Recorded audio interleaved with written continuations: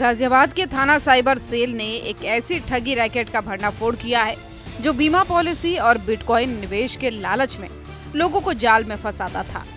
Police ने 5 ठगों को गिरफ्तार किया है जो नोएडा में किराए के कमरे से अपना नेटवर्क चला रहे थे। डीसीपी सिटी धवल जायसवाल के मुताबिक ये गैंग 3 राज्यों में 44 लाख रुपए की ठगी कर चुका है और इस मामले का खुलासा तब हुआ जब वसुंधरा के महिपाल बिष्ट ने थाना साइबर क्राइम में 36 लाख रुपए की ठगी का मुकदमा दर्ज कराया।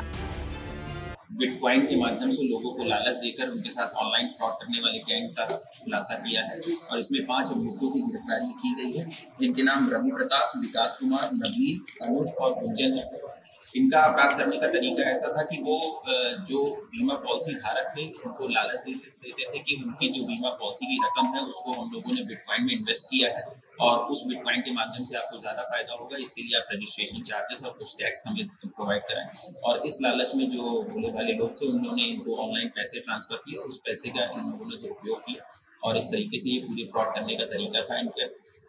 इनके पास से 5 मोबाइल फोन, एक लैंडलाइन डिवाइस, चेक और एक गाड़ी जो इस घटना में प्रयोग की गई थी उसको बरामद किया गया है। साथ ही साथ 1,83,000 रुपए भी बरामद किए गए। इनमें से कुछ अपराधियों का विस्तृत आपराधिक इतिहास भी पुलिस के द्वारा इस पूरे प्रकरण की गंभीरता से जांच की जा रही है और इस सराहनीय कार्य करने वाली साइबर टीम को 25,000 रुपए पुरस्कार की घोषणा भी की गई। महिपाल बिष्ट ने 2014 में अपनी पत्नी के नाम से 5 लाख रुपए की बीमा पॉलिसी ली थी। जब पॉलिसी मैच्योर हुई तो उन्हें केवल 4,50,000 रुपए ही मिले। बाकी 50,000 रुपए की जानकारी लेने के लिए महिपाल ने गूगल से एक नंबर ढूंढा और अपनी कंपनी से संपर्क करने की कोशिश की, लेकिन वो नंबर इन ठगों का था। ठगों ने खुद को बीमा कंपनी का प्रतिनिधि बताकर महिपाल को बिटकॉइन में निवेश करने का लालच दिया और धीरे धीरे 36 लाख रुपए ठग दिए। इस मामले की शिकायत पर साइबर सेल ने तुरंत कार्रवाई शुरू की और गैंग के 5 सदस्यों को नोएडा से गिरफ्तार किया। पैसे के ट्रांजैक्शन के संदर्भ में इनकी भूमिका है। पुलिस के द्वारा इनके सारे अकाउंट्स की जो भी डिटेल है उसको चेक किया जा रहा है कि कहाँ से पैसा ट्रांसफर हुआ है, किसी से अकाउंट का प्रयोग किया गया है। तो निश्चित ही इसमें कुछ लोग और शामिल हैं जिनको पुलिस के द्वारा शीघ्र ही गिरफ्तार किया जाएगा। इस संदर्भ में जो भी नागरिकगण है उनसे निवेदन यही है कि जब भी वो किसी नंबर को सर्च करें तो उसको वेरीफाई जरूर कर लें संबंधित एजेंसी से, चाहे वो बैंक हो चाहे वो बीमा पॉलिसी की एजेंसी हो। डायरेक्ट वहाँ पर बात करें, कस्टमर केयर पे बात करें, उसको वेरीफाई फिजिकली भी करने की कोशिश करें।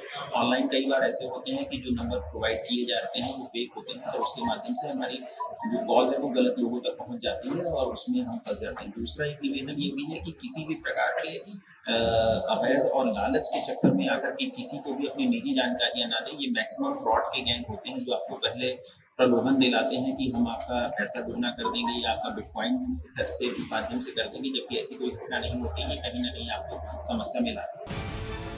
पुलिस की जांच में पता चला कि ये गैंग नोएडा में किराए के कमरे से फर्जी कॉल सेंटर चला रहा था और ठग फर्जी वेबसाइट और नकली बीमा पॉलिसी के दस्तावेज बनाकर लोगों को झांसे में लेते थे। बिटकॉइन निवेश के नाम पर मोटा मुनाफा दिखाकर वे अलग अलग बैंक खातों में पैसे ट्रांसफर करवाते थे और वहीं सोशल मीडिया पर लोग इस गिरफ्तारी की तारीफ भी अब कर रहे हैं। लेकिन कुछ यूजर्स ने सवाल उठाया है कि क्या गूगल पर मिलने वाले नंबरों की जांच की कोई व्यवस्था होगी। पुलिस ने ठगों के पास से मोबाइल, लैपटॉप और बैंक खातों की डिटेल बरामद की है और अब इस रैकेट के अंतर्राष्ट्रीय कनेक्शन की भी जांच की जा रही है। गाजियाबाद में साइबर सेल की इस कार्रवाई से बिटकॉइन और बीमा पॉलिसी के नाम पर ठगी के काले कारोबार को उजागर किया गया है। 5 ठगों की गिरफ्तारी ने कई पीड़ितों को राहत दी है। लेकिन सवाल ये है कि क्या ये गैंग केवल नोएडा तक ही सीमित था या इसके तार किसी बड़े अंतर्राष्ट्रीय नेटवर्क से भी जुड़े हैं। इस सस्पेंस का जवाब पुलिस की अगली जांच में ही मिलेगा। गाजियाबाद से सूर्या समाचार के लिए सतीश कुमार की रिपोर्ट।